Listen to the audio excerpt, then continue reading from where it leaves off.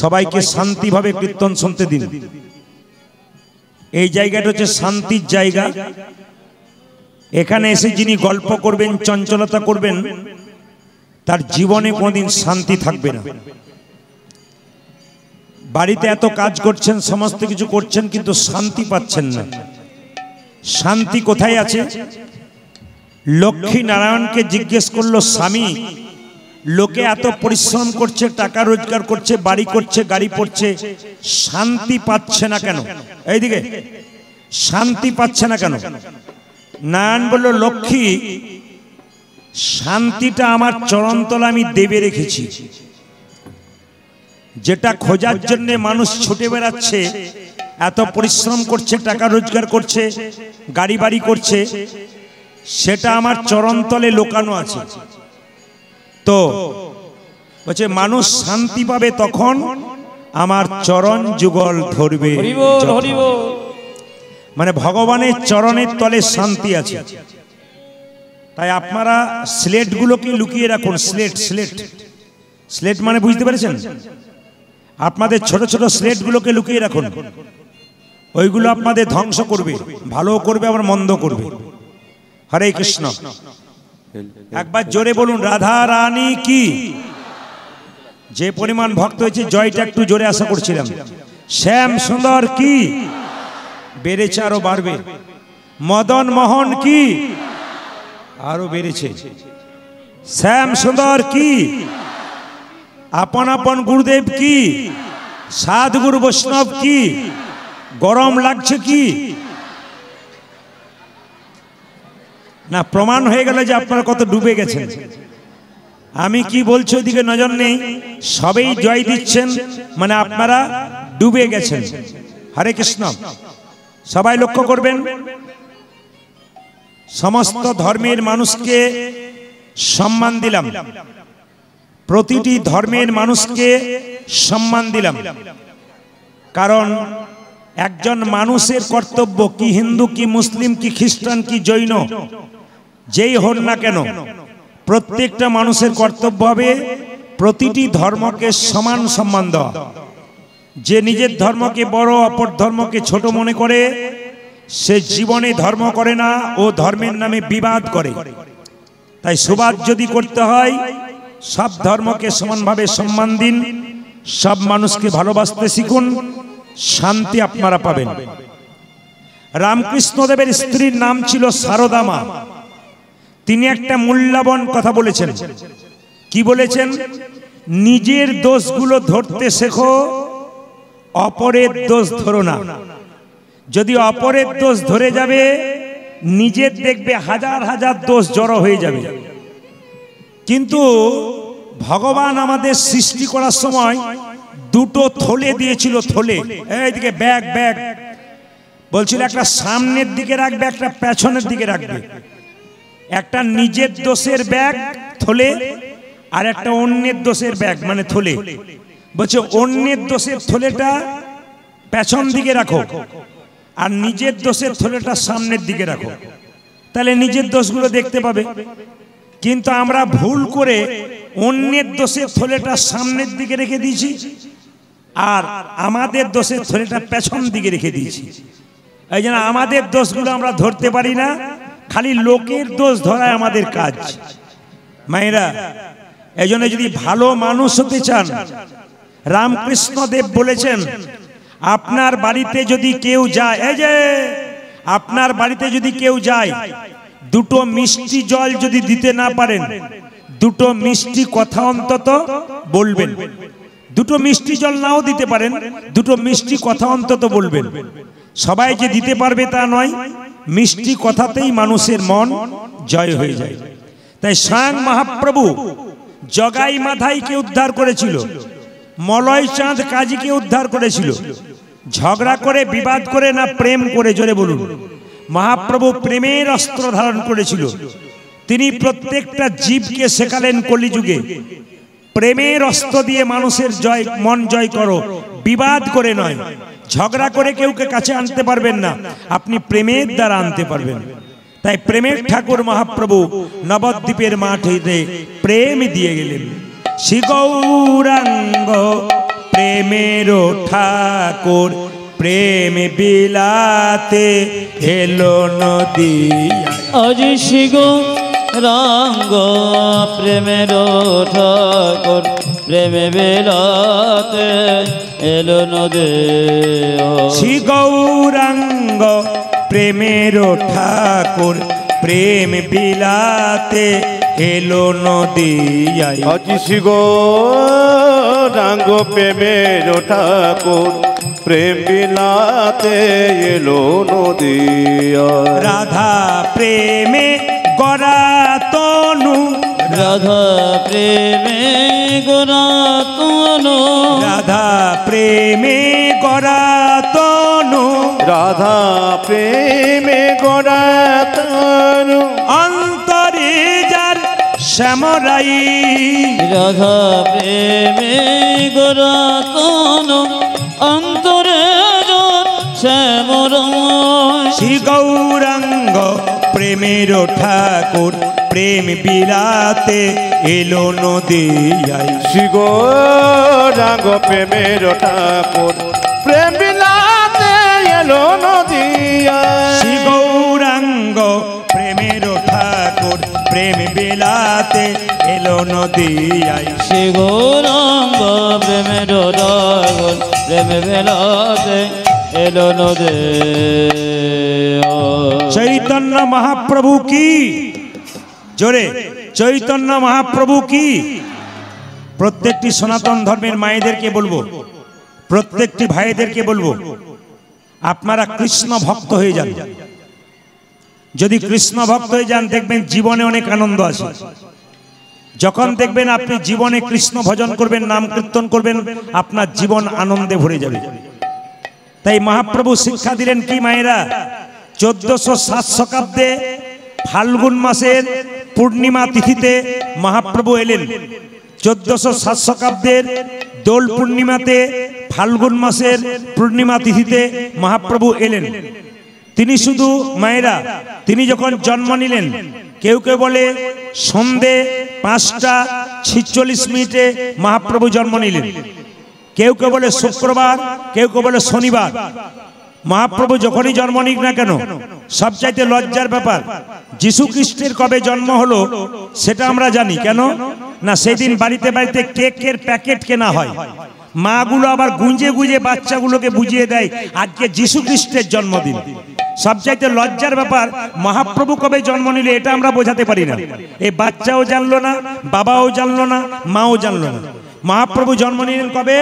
দোল পূর্ণিমার দিনে তিনি জন্ম নিলেন। মায়েরা, ছোটবেলায় নিম গাছের নিচে জন্ম নিল বলে নাম রাখা হলো নিমাই। হরে কৃষ্ণ। নিম গাছের নিচে জন্ম নিয়েছিল বলে নাম হলো নিমাই। বাবা নাম রাখলেন কি? বাবা নাম রাখলেন বাবা নাম রাখলেন বিশ্বম্ভর। আবার তিনি কাঁচা সোনার মতো গায়ের রং, এই জন্য নাম রাখা হলো কি? সাং গৌরাঙ্গ মহাপ্রভু। মায়েরা, গৌরাঙ্গ নাম রাখা হলো। তারপর তিনি যখন ঈশ্বরপুরীর কাছে মন্ত্র নিলেন, কৃষ্ণ বলে কাঁদতে শুরু করলেন। প্রথম বিয়ে হয়েছিল লক্ষ্মীপ্রিয়ার সঙ্গে, দ্বিতীয় বিয়ে হয়েছিল বিষ্ণুপ্রিয়ার সঙ্গে। লক্ষ্মীপ্রিয়ার সঙ্গে 5 বছর সংসার করেছিল, লক্ষ্মীপ্রিয়া সাপে কেটে মারা গেল। মায়েরা, বিষ্ণুপ্রিয়ার সঙ্গে বিবাহের পরে মহাপ্রভু কি করলেন? বাবার এবং লক্ষ্মীপ্রিয়া দুজনে একসঙ্গে পিণ্ড দান করতে গেলেন। আর যখনই পিণ্ড দান করতে গেলেন, সবাই তাকান, তখনই ঈশ্বরপুরীর সঙ্গে পরিচয় হয়ে গেল। আপনারা মালার দিকে তাকাবেন না কীর্তনের দিকে তাকাবেন? কোন দিকে তাকাবেন? মানুষ খুব হুজুগে, কোথায় মালা দিচ্ছে না দিচ্ছে ওই দিকে তাকাচ্ছে, কীর্তনটার দিকে তাকান। হরে কৃষ্ণ। সবাই লক্ষ্য করুন, সন্ন্যাস মন্ত্র নিলেন কেশব ভারতী কাছে। নাম হলো শ্রীকৃষ্ণ চৈতন্য প্রভু। শ্রী মানে কি? সুন্দর। কৃষ্ণ মানে কি? আকর্ষণ। চৈতন্য মানে কি? চেতনা। যিনি প্রত্যেকটা জীবের মধ্যে কৃষ্ণ নামের চেতনা জাগিয়ে দেবেন তিনি হচ্ছেন শ্রী কৃষ্ণ চৈতন্য প্রভু। সবাই লক্ষ্য করুন, মহাপ্রভু 10 মাস 10 দিন নয়, তিনি 13 মাস মায়ের গর্ভে ছিলেন, 13 মাস। তাকাবেন, আমরা যেমন হাতটাকে হাঁটু পর্যন্ত নিয়ে গেলে আমাদের হাত হাঁটু পর্যন্ত যায় না, কিন্তু মহাপ্রভুর হাতটা হাঁটু পর্যন্ত যায়। এই জন্য মহাপ্রভুকে বলা হয় আজানু লম্বিত ভুজ। আমরা আপন আপন হাতে মাপলে 3.5 হাত, কিন্তু মহাপ্রভু 4 হাত। এই জন্য মহাপ্রভুকে আজানু লম্বিত ভুজ বলা হয়। সেই মহাপ্রভু আস্তে আস্তে বড় হলেন, তিনি নিতাই চাঁদকে ডেকে বললেন, দাদা জীবের দ্বারে হরিনাম দাও। তিনি নিতাই চাঁদকে ডেকে বললেন, দাদা জীবের দ্বারে হরিনাম দাও। বলে কিভাবে দেবে? নয়নে দেখিবে যারে কৃষ্ণ নামে দেবে তার। দাদা নয়নে দেখিবে যারে কৃষ্ণ নামে দেবে তারে। নয়নে দেখিবে যারে কৃষ্ণ নামে দেবে তার। নয়নে দেখিবে যারে কৃষ্ণ নামে দেবে তারে। নয়নে দেখিবে যারে কৃষ্ণ নামে দেবে তার। দাদা নয়নে দেখিবে যারে কৃষ্ণ নামে দেবে তারে। যাকে চোখে দেখবে তাকে হরিনাম দেব। কিভাবে? নয়নে দেখিবে যারে কৃষ্ণ নামে দেবে তার। নয়নে দেখিবে যারে কৃষ্ণ নামে দেবে তারে।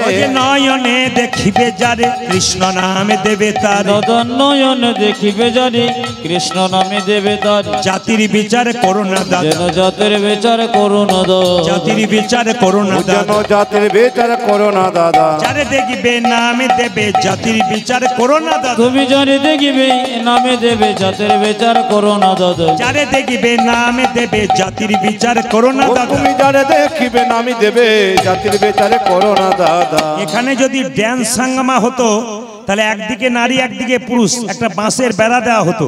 কিন্তু হরিনামে কোনো জাতির বিচার নাই, নারী পুরুষ একসঙ্গে বসতে পারে। এটা হচ্ছে প্রেমের জায়গা।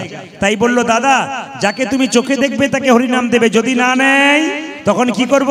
দাদা প্রথমে ধরিবে হাতে যদি না চাই নামে। দাদা প্রথমে ধরিবে হাতে যদি না চাই নামে নিতে। প্রথমে ধরিবে হাতে যদি না চাই নামে নিতে। দাদা গো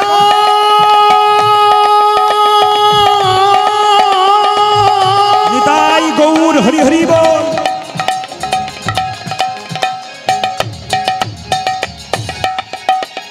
সানি দানি দাবা দাবা মা পামা গা বাগা রে গারে সাথা। প্রথমে ধরিবে হাতে যদি না চাই নামে নিতে। প্রথমে ধরিবে হাতে যদি না চাই নামে নিতে। দাদা প্রথমে ধরিবে হাতে যদি না চাই নামে নিতে। দাদা হাতে ধরে বলবে হরি, হাতে ধরে বলবে হরি। হাতে ধরে বলবে হরি, তুমি হাতে ধরে বলবে হরি। বলবে হরি বলবে হরি, হাতে ধরে বলবে হরি। দাদা বলবে হরি বলবে হরি হাতে ধরে বলবে হরি। বলবে হরি বলবে হরি, হাতে ধরে বলবে হরি। তুমি বলবে হরি বলবে হরি হাতে ধরে বলবে হরি। হাতে ধরার পর যদি কেউ হরি নাম না নেয় তখন কি করব? দাদা শেষ উপায়, পাছে তারও লোটাইবে পাই। ও দাদা দাদা গো পাছে তারো আছে আছে তারো লোটা জীবে পাও। ও যে পাছে তারো লোটাইবে পাই। ওই দাদা পাছে তারো আছে তারো লোটা জিবে পায়। বলি পায়ে ধরে বলবে হরি। দাদা পায়ে ধরে বলবে হরি। পায়ে ধরে বলবে হরি। ও তুমি পায়ে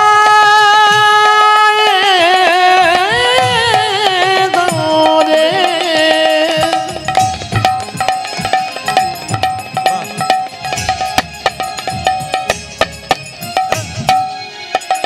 ও তুমি পায়ে ধরে বলবে হরি। বলাবে হরি বলবে হরি, পায়ে ধরে বলবে হরি। তুমি বলবে হরি বলবে হরি পায়ে ধরে নিতাই গৌর হরি হরি বল। বলবে হরি বলবে হরি পায়ে ধরে বলবে হরি। বলবে হরি বলবে হরি পায়ে ধরে বলবে ও হরি। দাদা পায়ে ধরে বলবে হরি। আজ কাছে তারো আছে তারো লোটা জীবে পাও।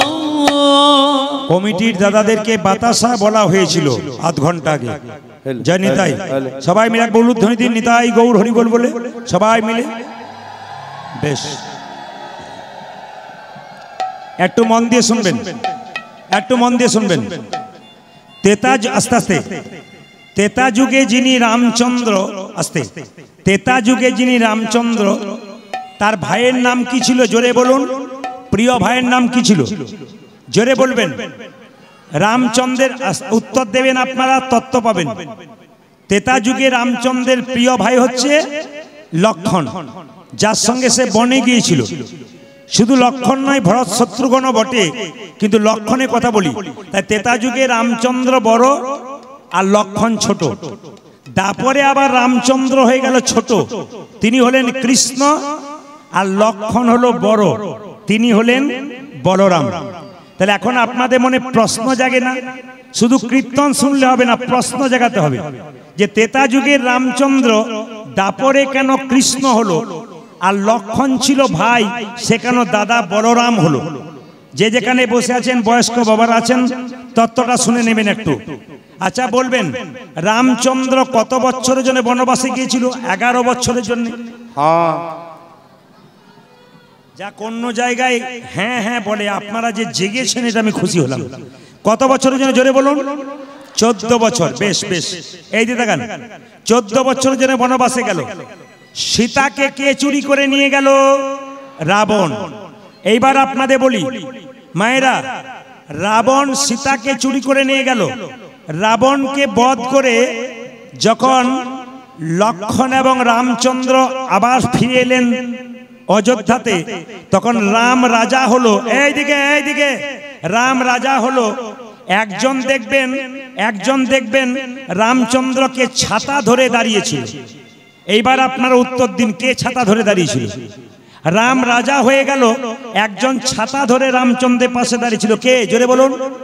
লক্ষণ। এইবার লক্ষ্য করুন, লক্ষণ ছাতা ধরে দাঁড়িয়েছিল। হঠাৎ লক্ষণ ছাতা ধরে দাঁড়িয়ে থাকতে থাকতে অচৈতন্য হয়ে মাটিতে পড়ে গেল। যেই না মাটিতে পড়ে গেল, তাকাবেন, যেই না মাটিতে পড়ে গেল, রামচন্দ্র মনে মনে ভাবলো লক্ষণের ভেতরে ভেতরে হিংসা ছিল, কারণ আমি রাজা হয়ে গেছি, লক্ষণের বড় কষ্ট হয়েছে।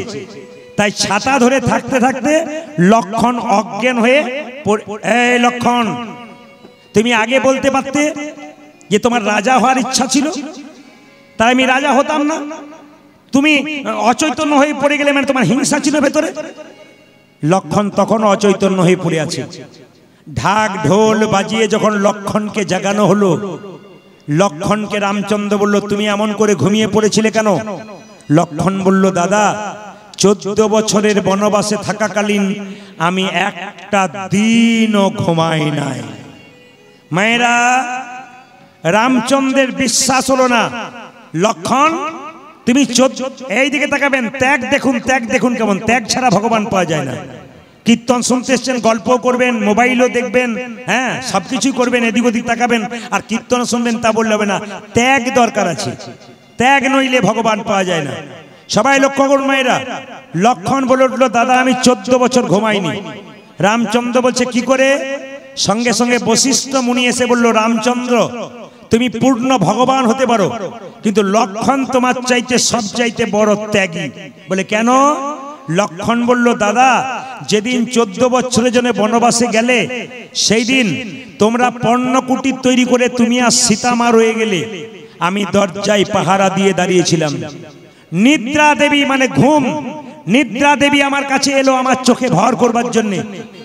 আমি বান ধরলাম, নিদ্রা দেবী পালিয়ে যাও, নইলে তোমাকে শেষ করে দেবো আমি। সঙ্গে সঙ্গে নিদ্রা দেবী চিৎকার করে বলল, করজোরে বলল, লক্ষণ তুমি আমায় মেরো না।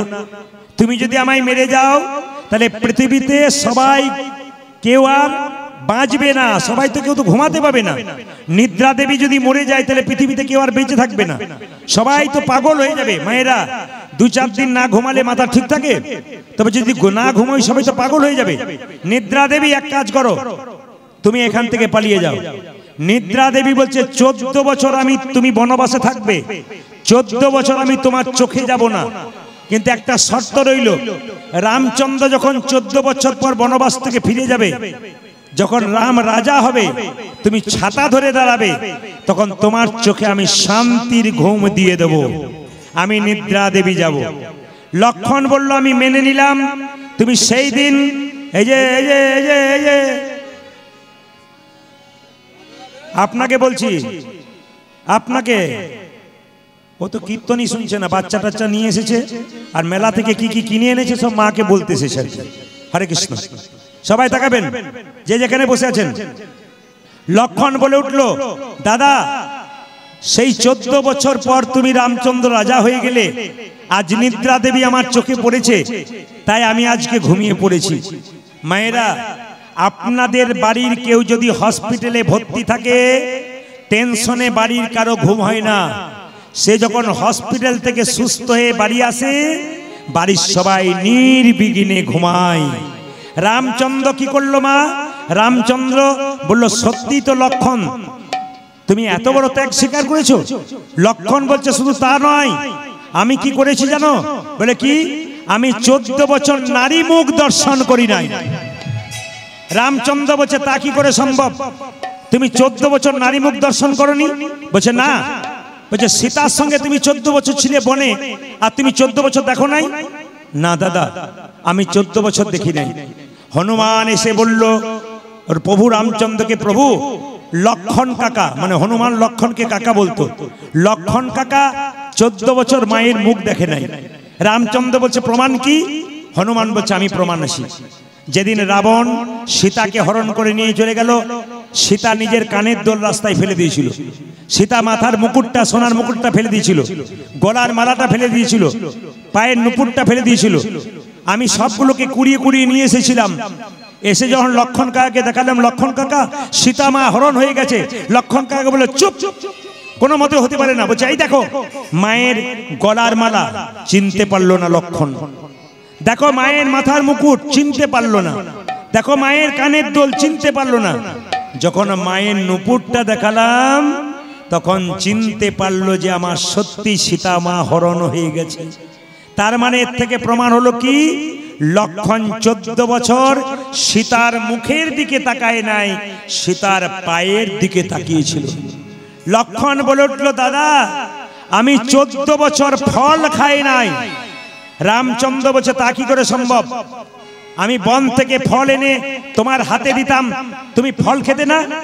বলছে, না দাদা, তুমি বন থেকে ফল এনে বলতে লক্ষণ ফল ধরো, তুমি তো বলনি যে লক্ষণ ফল খাও। তুমি বলেছিলে লক্ষণ ফল ধরো, আমি ধরেছিলাম। 14 বছর খাওনি? না। প্রমাণ আছে? বলে হ্যাঁ আছে। সেই দেখবেন ধনুকগুলো রাখে, ওটাকে তুন বলা হয়। হনুমানকে তুনটা আনা করালো, দেখলো ফলগুলো নাই, ফলের বীজগুলো আছে, কিন্তু 7 দিনের ফল কম। এইদিকে 1 বছরের 14 বছর ফল খায় নাই, 7 দিনের ফল কম। সব ফল জমা আছে, কিন্তু 7 দিনের ফল কম। রামচন্দ্র বলছে, 7 দিনের ফল কম কেন? তুমি নিশ্চয়ই খেয়েছিলে। বললো, না দাদা, আমি 7 দিন ফল খাই নাই। শুধু আমি নয়, তোমরা কেউ খাওনি। বলে, কোন দিন? যেদিন রাজা দশরথ মানে পিতার মৃত্যু সংবাদ পেলাম, সেই দিন আমরা কেউ ফল খাই না। সেই দিন আমরা কেউ ফল খাই না। বাড়িতে কেউ মারা গেলে সেদিন বাড়িতে কেউ খাবার খায়? জোরে বলুন হ্যাঁ না না। রাজা দশরথের মৃত্যু সংবাদ এলো, সেই দিন বাড়িতে ফল খাই নাই। বেশ বেশ, মেনে নিলাম। গুনবেন। দ্বিতীয়, যেদিন সীতা মাকে রাবণ হরণ করলো, সেই দিন ফল খাই না। যেদিন সীতা মাকে হরণ করিল, সেদিন আমরা কেউ ফল খাই না। যেদিন লক্ষণকে শক্তিশাল মারা হলো, সেই দিন কেউ ফল খাই না। সেদিন আমরা কেউ ফল খাই না। যেদিন সোনার সীতা তৈরি করে সীতার মস্তকটাকে ছেদন করে একটা থালার মধ্যে রাখা হলো, ছায়া সীতা তৈরি করে, সেই দিন আমরা ফল খাই নাই। সেদিন আমরা ফল খাই না। কদিন হলো? কদিন হলো? জোরে বলুন। 5 দিন? 5 না 4? আচ্ছা, কত হলো? 4। যেদিন সীতা পাতালে প্রবেশ করেছিল, সেই দিন ফল খাই না। যেদিন সীতা পাতালে প্রবেশ করেছিল, সেই দিন আমরা ফল খাই না। কত হলো? 5। 6 নম্বর কি? যেদিন লক্ষণকে রামকে পাতালে লক্ষণকে রামকে যেদিন নাগ পাশে বন্ধন করা হয়েছিল সেই দিন ফল খাই নাই। আর কোন দিন? যেদিন রামচন্দ্র রাবণকে বধ করে সীতাকে লক্ষ্মণকে নিয়ে আনন্দে অযোধ্যায় প্রবেশ করলেন, আনন্দে ফল খায় না। সেদিনে ফল খাই না। 7 দিন ফল খাই নাই দাদা, সেই 7 দিন আমরা কেউ ফল খাই নাই। রামচন্দ্র মাথা নিচু করে দাঁড়িয়ে আছে। বশিষ্ঠ মুনি বলল, রামচন্দ্র তুমি মাথা নিচু করে দাঁড়িয়ে আছো কেন? রামচন্দ্র বলছে, লক্ষ্মণ তুই যদি আমার চাইতে ছোট না হতিস তবে তোর চরণে একবার আমি প্রণাম করতাম। তবে লক্ষ্মণ এই যুগে তো তুই আমার ভাই হয়ে গেলি, আমি প্রণাম করবার সুযোগ নিলাম। আগামী দাপরে আমি রাম হব কৃষ্ণ, আমি রাম হব কৃষ্ণ, তুই লক্ষ্মণ হবি আমার দাদা বলরাম। দাদা বলরাম। মায়েরা, রাম হয়ে গেল কি কৃষ্ণ, লক্ষ্মণ হয়ে গেল বলরাম। আবার কলিতে নিতাই চাঁদ হয়ে গেল লক্ষ্মণ, আর গৌর হয়ে গেল কে বলুন তো? স্বয়ং রামচন্দ্র। মায়েরা, ছোট যদি ছোট হতে পারে কিন্তু কর্ম যদি ভালো করতে পারে তবে বড়দেরকেও নিতাই গৌর হরি বলে হার মানাতে পারে। সবাই মিলে একবার রাধারানীর নাম করে নিতাই গৌর রাধারানী কি, হরে কৃষ্ণ কি, মদন মোহন কি, হরিবাসর কি, সাধু গুরু বৈষ্ণব কি। মহাপ্রভু কি করলেন? প্রত্যেকটা জীবের দ্বারে হরি নাম দিলেন। কিভাবে? অধম পতিত জীবের দ্বারে দ্বারে গিয়া, অধমে পতিত জীবে দাঁড়ে দাঁড়ে গিয়া, অধম পতিত জীবের দ্বারে দ্বারে গিয়া, অধম পতিত জীবি দাঁড়ে দাঁড়ে গিয়া, মহামন্ত্র হরি নামে দিচ্ছেন বিলাইয়া, হায় হায় ভগবন্ত হরি নামে দিচ্ছেন বেরাজিয়া, মহামন্ত্র হরি নামে দিচ্ছেন বিলাইয়া। পূজা যে মহামন্ত্র হরি নামে দিচ্ছেন বিলাইয়া, যারে দেখে তারে বলে দন্তের তৃণ ধরি, যারে দেখি তারি বলি দন্তে তৃণ ধরে, যারে দেখে তারে বলে দন্তের তৃণ ধরি, আজি যারে দেখে তারে বলে দন্তে তৃণ ধরি, ও যে আমারে কিনি এলো বল গৌর হরি হায় হরি, হায় আমার কিনে এলো বলে গৌরে হরে, ও যে আমারে কিনি এলো বল গৌর হরি। পূজাজি আমার কিনিয়া লোক বল গৌর ঘরে, কে কিনিবি রে, কে কে নিবি রে, কে কিনিবি রে, তোরা কে কে নিবি রে, যা চাইবি তাই পাবি, কে কিনিবি, তোরা যা চাইবি তাই পাবি, কে কে নিবি রে, যা চাইবি তাই পাবি, কে কিনিবি রে। তোরা যা চাইবি তাই পাবি, কে কে নিবি রে, আমি বিনামূল্যে বিকাইব, কে কি নিবি রে, আমরা বিনামূল্যে বেকাইব, কে কে নিবি রে, আমি বিনামূল্যে বিকাইব, কে কি নিবি রে, আমি বিনামূল্যে বিকাইব, কে কে নিবি রে, আমি বিনামূল্যে বিকাইব ধর্ম অর্থ কাম আমি বিনামূল্যে বেকাইব, আজ ধর্ম অর্থ কাম আমি বিনামূল্যে আজ বেকাইব, ধর্ম অর্থ কাম আমি বিনামূল্যে আজ বেকাইব, ধর্ম অর্থ কাম আমি বিনামূল্যে আজ বেকাইব, ধর্ম অর্থ কাম কে কে নিবি রে, ওরে আমার কি নিয়ে রহো বলে গৌরে ঘরে, আমার কিনিয়া লোক বল গৌরে মায়েরা, ঘরে, বীজের মধ্যে বৃক্ষ আছে চোখে না যাই দেখা, পিছে মধ্যে খোঁজাছি চোখে নজর দেখো, বীজের মধ্যে বৃক্ষ আছে চোখে না যাই দেখা, বীজের মধ্যে বৃক্ষ যাচ্ছে চোখে না যায় দেখা, নামের মধ্যে নামি আছে হৃদয় পটে ওগো নামের মধ্যে নামে আছে গীত বটে আঁকা, নামের মধ্যে নামি আছে হৃদয় পটে পূজা যে নামের মধ্যে নামে আছে হৃদয় পটে আঁকা, সেই নামে সেই কৃষ্ণ ভজন নিষ্ঠা করি, যেই নামে সেই কৃষ্ণ ভজন নিষ্ঠা করি, যেই নামে সেই কৃষ্ণ ভজন নিষ্ঠা করি, পূজা যে যেই নামে সেই কৃষ্ণ ভজন নিষ্ঠা করি, ও যে নামের সহিত আছেন আপনি শ্রী ওই হরি, নামের সহিত আছে আপন সে হরি, নামের সহিত আছে আপনি শ্রী পূজা হরি। যে নামের সহিত আছে না আপনি জীবনে, ভাইরা, জ্বর হলে জিভটা কেমন মিষ্টি মিষ্টি লাগে। হ্যাঁ যাক আপনাদের প্রণাম জানালাম। যেই না বললাম জ্বর হলে জিভটা মিষ্টি মিষ্টি লাগে, মায়েরা বলছে হ্যাঁ কি ভক্ত মিষ্টি মিষ্টি লাগে, মিষ্টি মিষ্টি লাগে, তাহলে কেমন লাগে? তেতো লাগে, তাহলে হ্যাঁ বললেন যে। ও মায়েরা, জ্বর হলে জিভ তেতো লাগে, মিষ্টি খেলে প্রথমে কি তেতো যায়? একবার খাবেন, দুবার খাবেন, তিনবার খাবেন, বারবার 5-6 বার খাবেন, তবে তেতো জিভ মিষ্টি হবে। যাদের হরিনাম ভালো লাগে না তার জন্য মহাপ্রভু কি বললো? যাদের ভালো লাগে না তারা কি করবে? বারবারে বলবে, বারে বারে বলবে, বারবারে বলবে, তোমরা বারে বারে বলবে, মধুমাখা হরিনাম বারবার বলবে, আজ মধুমাখা হরি নামে বরে বরে বলবে, যে সুধামাখা হরিনাম